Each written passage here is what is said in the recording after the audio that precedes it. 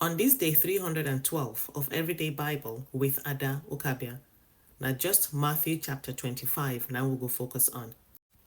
You don't ever think of how preparation they shape our spiritual journey? Well, today's chapter, now where Jesus they give us three powerful pictures. The 10 virgins, the bags of gold, and then the comparison between the sheep and the goats. Each of this, then they speak to us on how we they show up in life, how we they use waiting God don't give us, and how we they treat other people around us. If we start with the parable of the 10 virgins, for this particular one, the 10 virgins, they represent believers. All of them then get lambs. The lambs, now our faith, the outward profession, the public identity.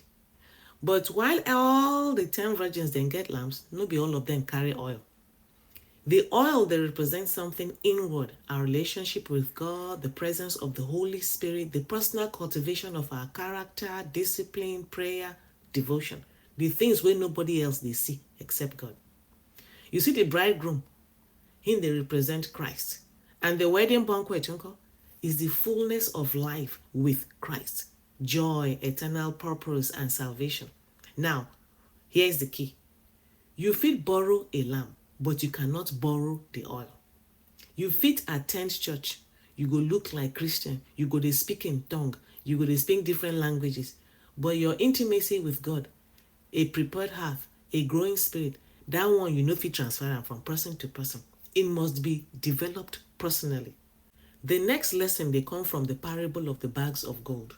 One servant get 5 bags, another one then give him 2. The last one only 1 bag. Since I come from the educational profession, I dey see am with the eye of a teacher. The idea be say, no be all of us they start in the same place or with the same capacity. God knows within each one of us fit handle, and him they give us resources accordingly. But the beauty here be say, when the servant with 5 bags worked with his 5, him produced 5 more. The same thing with the one where then give 2 bags, he produced 2 more bags. Both of them received the same praise. Well done, good and faithful servant. The reward was not based on how much they had. It was based on faithfulness with what they were giving. 100% return. Not perfection, but dedication. Well, the one where then give 1 bag of gold, he can go bury his gift, believing that smallness meant insignificance.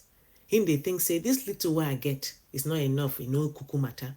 But God does not measure the size of the gift. Him they measure waiting we take the gift do.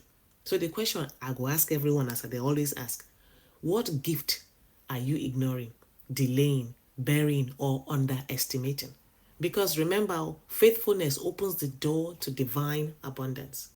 When Jesus can speak about the sheep and the goats, in the talk say all the nations then go gather, and him go separate people to the left and to the right, the same way we shepherd they separate sheep from goats.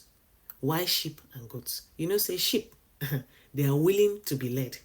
Sheep they trust, sheep they follow, sheep they stay connected to the shepherd's voice. You see goats? Goats like to be independent, stubborn, and often going off on their own, climbing into trouble.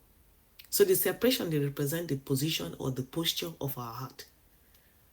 Are you someone who follows the shepherd, or you be someone where they insist on leading by yourself? My final lesson can come from that very deeply practical and very human illustration. Jesus say, I was hungry, you fed me. I was thirsty, you gave me drink. I was a stranger, you welcomed me. I was naked, you give me clothes to wear. I was sick, you even cared for me. I did prison, you visit me. Hunger, thirst, nakedness, sickness, isolation. These are the most vulnerable conditions of human life. Then they represent the moments when a person is stripped of dignity, strength, and social covering. What in Jesus the teachers here?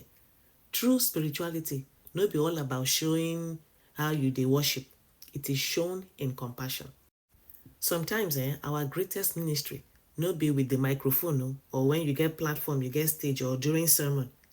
Sometimes the ministry is a meal, a kind word, a visit, a simple act of seeing someone we feel unseen. In other words, we love God by loving people.